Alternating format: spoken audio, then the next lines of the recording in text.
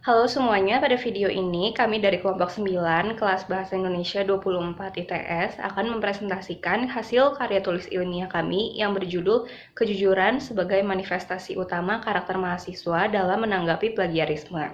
Sebelum dimulai, izinkan saya memperkenalkan anggota kelompok kami terlebih dahulu. Saya Deviana Stidipura dengan NRP 501 2201168 dari Departemen Teknik Sipil, Raka Fatan Wicaksana dengan NRP 501-221-1152 dari Departemen Teknik Sipil, Gary Patrick Pikarima dengan NRP 501-220-1160 dari Departemen Teknik Sipil, dan Arif Fala Permana dengan NRP 501-220-1176 dari Departemen Teknik Sipil. Sebelum memulai pemaparan yang lengkap dari karya tulis ilmiah kami, saya akan menjelaskan dulu secara singkat tentang karya tulis yang kami buat. Kami memilih judul tersebut dikarenakan plagiarisme adalah hal yang sangat rawan terjadi di kalangan mahasiswa. Hal ini dikarenakan mahasiswa kerap kali diberikan tugas untuk menulis karya ilmiah ataupun sejenisnya. Plagiarisme sendiri adalah tindakan yang mengklaim karya milik orang lain sebagai milik kita sendiri yang dapat berdampak negatif bagi diri kita sendiri dan juga bagi orang lain. Nah, kami menggunakan metode penelitian yaitu studi literatur untuk penelitian kami, dan dalam hasil penelitian kami menunjukkan bahwa tingkat plagiarisme mahasiswa itu adalah tinggi dengan menggunakan beberapa indikator.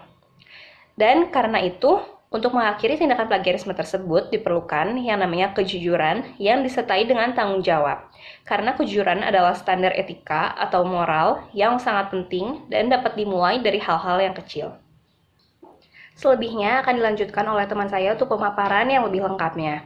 Arik yang akan memaparkan pendahuluan dan metode penelitian, Giri yang akan memaparkan hasil dan pembahasan, dan juga Raka yang akan memaparkan kesimpulan. Pada video kali ini saya akan melanjutkan tentang pendahuluan dan metode penelitian. Pada pendahuluan ini saya akan menjelaskan apa itu arti dari plagiarisme itu sendiri. Plagiarisme adalah suatu tindakan dari seseorang maupun kelompok yang mengklaim suatu karya atau gagasan itu merupakan miliknya tanpa izin dari pihak pembuatnya itu sendiri. Contoh kecil tindakan plagiarisme yang kerap terjadi di dunia pendidikan adalah mencontek. Mencontek ini terjadi pada kalangan pendidikan bawah, yaitu strata sekolah dasar hingga pada tingkatan tertinggi yaitu mahasiswa. Tapi dalam pemberian sanksi juga tentunya berbeda. Pada SD mungkin kita hanya mendapatkan sanksi sosial serta dihukum dengan pengurangan nilai. Tetapi dalam tingkatan mahasiswa ini, jika kita melakukan plagiarisme kepada suatu karya ilmiah, apalagi suatu karya ilmiah yang sangat baik dan memiliki nama, maka itu bisa saja dikenakan pasal hukum tentang plagiarisme. Dengan adanya itu, tentunya perlu adanya bimbingan dari guru serta orang tua sendiri untuk menyadarkan bahwa tindakan kecil seperti mencontek itu tidaklah baik. Kemudian dampak yang ditimbulkan oleh tindakan plagiarisme ini adalah yaitu pertama, untuk orang yang memplagiat itu menjadi malas. Dengan malas ini tentunya menimbulkan minimnya motivasi diri. Kemudian selain itu juga dapat menghambat kreativitas karena kita tidak bisa mengasah potensi diri masing-masing. Kemudian dampak untuk orang yang diplagiatkan adalah orang yang diplagiatkan ini tidak mendapatkan apresiasi karena dia sudah susah-susah membuat karya ilmiah, tetapi untuk orang yang mengutipnya saja tidak mau untuk mencantumkan nama atau referensi dari karya ilmiahnya tersebut. Kemudian perlu adanya kesadaran pada tindakan plagiarisme ini untuk mahasiswa tentunya. Manifestasi pertama dan utama dalam plagiarisme ini adalah tentang kejujuran. Tujuan penelitian ini adalah untuk mengidentifikasi hal yang menjadi manifestasi utama untuk diri mahasiswa untuk dalam masalah plagiarisme ini.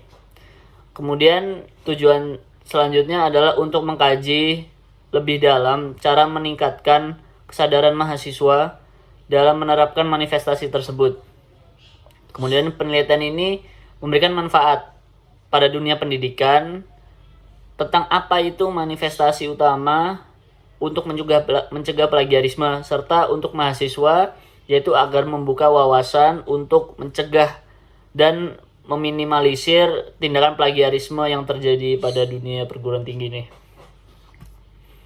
Kemudian pada metode penelitian ini dilakukan penelitian dengan metode studi literatur. Studi literatur ini adalah metode pengumpulan data dengan cara membaca, mencatat, dan mengolah bahan-bahan yang diperlukan dalam penelitian. Bahan penelitian ini sendiri adalah berupa laporan seminar, catatan diskusi ilmiah, tulisan resmi, terbitan lembaga pemerintah dalam bentuk fisik maupun digital. Pada kesempatan kali ini, saya Kira Karima dari Departemen Teknik Sipil akan memaparkan mengenai hasil dan pembahasan penelitian yang telah dilakukan oleh Ricky menunjukkan bahwa angka plagiarisme di kalangan mahasiswa PTN terbilang cukup tinggi. Penelitian ini dilakukan dengan mengambil 5 sampel, yaitu 5 PTN yang berada di Surabaya dan menggunakan 2 indikator yang berbeda, yaitu indikator bagaimana mahasiswa melakukan plagiarisme tersebut dan alasan melakukan plagiarisme. Indikator yang pertama berupa penyalinan kata kunci atau karya orang lain atau penggabungan berbagai sumber informasi menjadi satu kesatuan yang utuh tanpa memaparkan sumber yang jelas. Yang kedua berupa ketakutan mendapatkan nilai yang jelek dan adanya dorongan untuk melakukan plagiarisme tersebut secara terus-menerus, dan yang dihasilkan memuaskan bahkan melebihi ekspektasi yang ada. Sedangkan penelitian yang telah dilakukan oleh mahasiswa UNESA menghasilkan beberapa motif mahasiswa melakukan tindakan plagiarisme tersebut. Di antaranya, ketakutan berlebihan akan nilai dan IPK, kurangnya pengawasan dari dosen, kurangnya cara berpikir kritis dari mahasiswa, dan kecepatan mendapatkan informasi. Dalam pendidikan tinggi, tindakan plagiarisme ini kerap terjadi saat pembuatan karya tulis ilmiah, sebab kurangnya kesadaran mahasiswa akan orisinalitas karya dan keinginan untuk menyelesaikan karya ilmiah tersebut secara cepat dengan jalan yang pintas. Plagiarisme tersebut dapat dikendalikan dengan upaya mengembalikan usulan, menyertakan referensi primer, merevisi total dan atau mengganti karya tulis tersebut, dan memberikan pengertian tentang buruknya plagiarisme sendiri termasuk pelanggaran integritas akademik.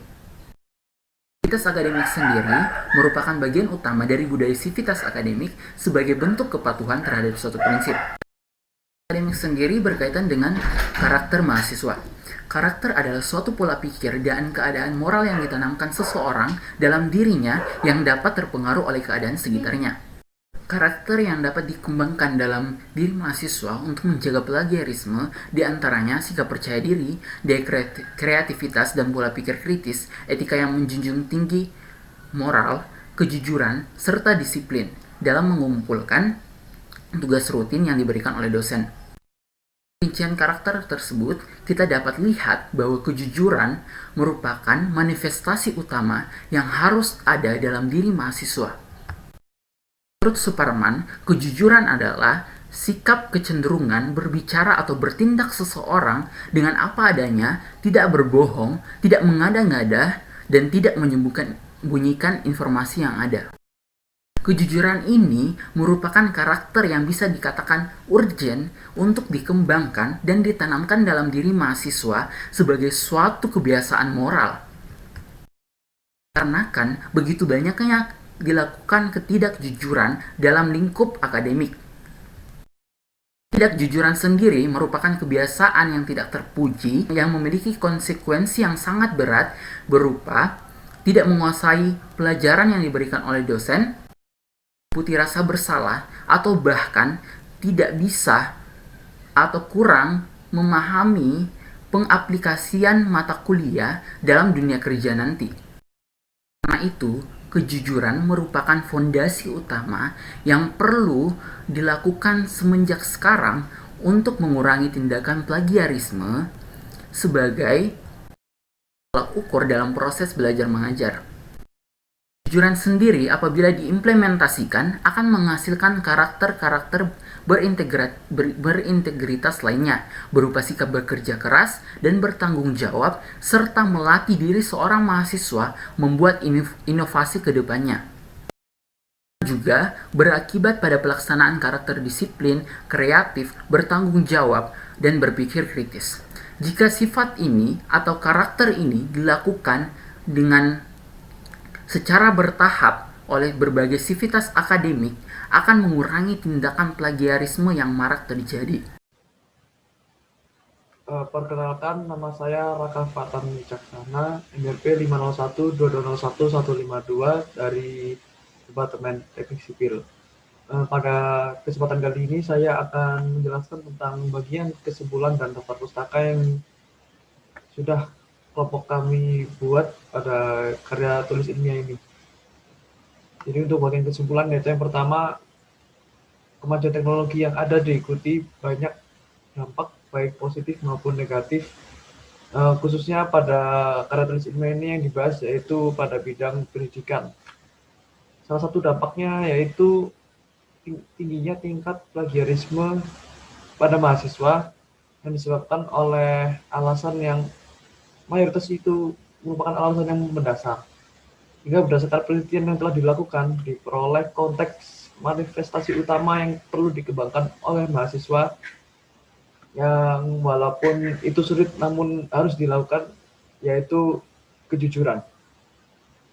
Manifestasi utama ini dianggap sebagai suatu prinsip yang sangat mendesak untuk diimplementasikan dengan penuh rasa tanggung jawab dan komitmen yang kuat, sehingga agar tercipta pribadi sivitas akademika, khususnya mahasiswa pada yang sebagai subjek penelitian pada karya tulis ilmiah ini, yaitu pribadi yang memiliki karakter yang berintegritas dan berkualitas, serta agar tindakan plagiarisme ini dapat perlahan-lahan berkurang.